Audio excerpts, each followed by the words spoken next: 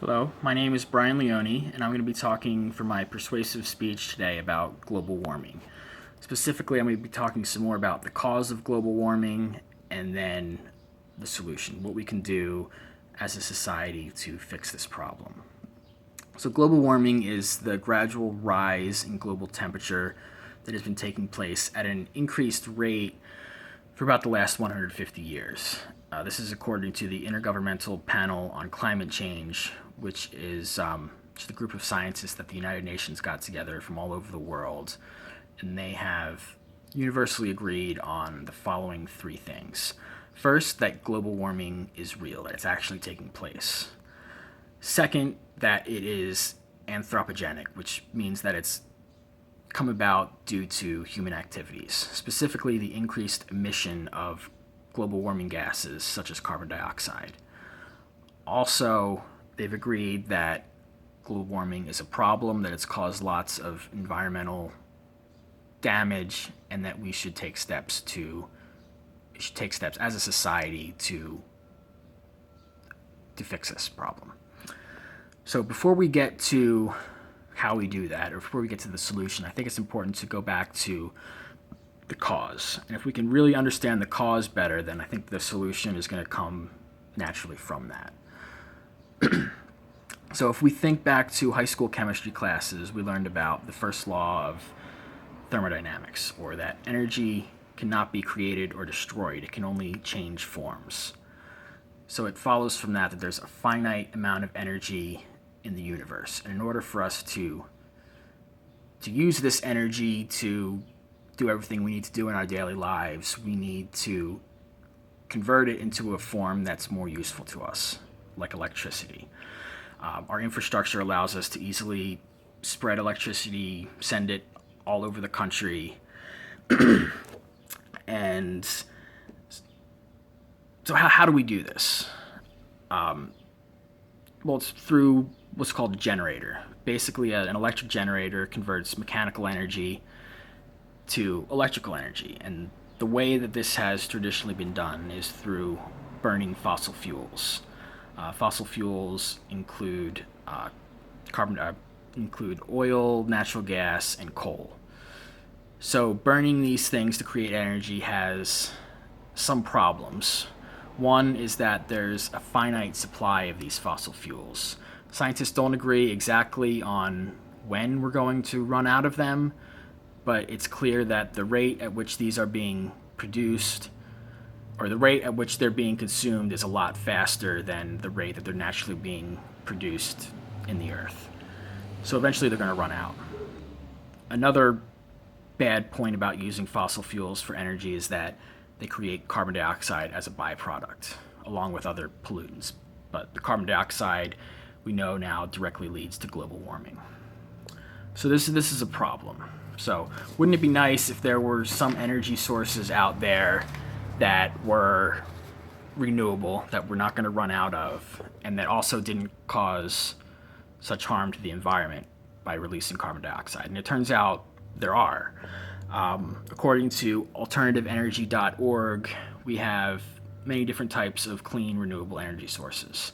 One is nuclear energy, and that is through a process called fission. We can split large atoms like uranium apart and harness the energy that's stored in there. But this has some negative consequences also. It creates radioactive nuclear waste, which we need to store deep within the ground, and if that's not sealed properly, it can leak out into the environment, into the groundwater, and cause a lot of problems. But we can also use solar panels to harness the sun's energy to create electricity. We can build windmills, wind power, to create electricity.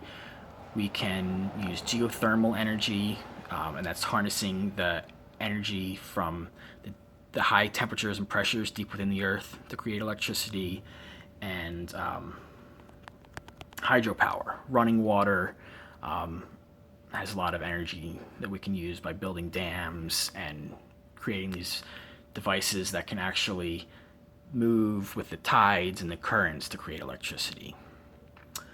So According to the U.S. Energy Information Administration, we're still getting about 2/3 of our energy from fossil fuels rather than these clean, renewable sources.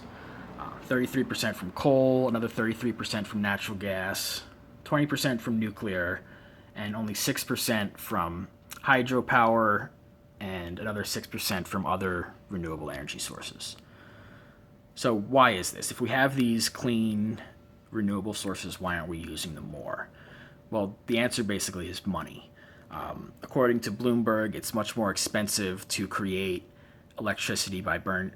It's much more expensive to use renewable sources to create electricity than it is to create electricity by burning fossil fuels.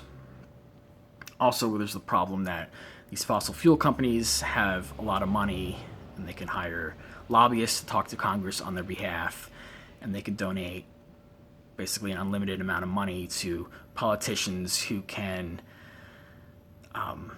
eventually make laws to help these companies, which in turn hurts our environment. So now what can we do about this? Well, I think we need to elect leaders that first realize that global warming is a problem and next are going to take the steps necessary to fix it. And specifically, I think a big step that we need to take as a society is to invest more money into scientific research, which on these renewable energy sources, and try to find other sources if that's possible. If we can invest more money in these renewable energy sources, eventually we're going to make them more efficient and cheaper to use. So that's going to make them more competitive with fossil fuels.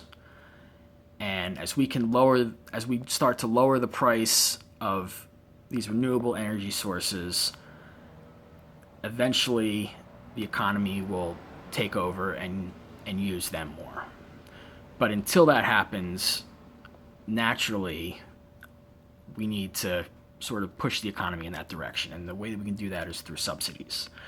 We need to offer tax benefits for using these renewable sources. For example, if you want to install solar panels to your house, you should be able to do that. That should be affordable. The government should pay for some of that and give you a lot of tax breaks. So we have an election coming up in November, and I think we should all consider the economy when we are trying to decide who to vote for.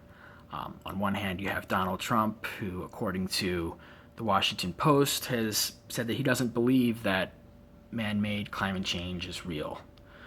He said on his Twitter that he thinks it's a Chinese conspiracy or something. So if he doesn't think this is a problem, obviously you can't expect him to do anything about it.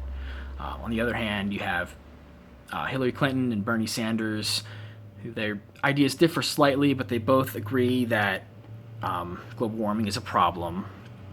According to an article from Slate, they both agree that we need to end subsidies to fossil fuel companies, which is making it easier for them to make money, which thus hurts our environment.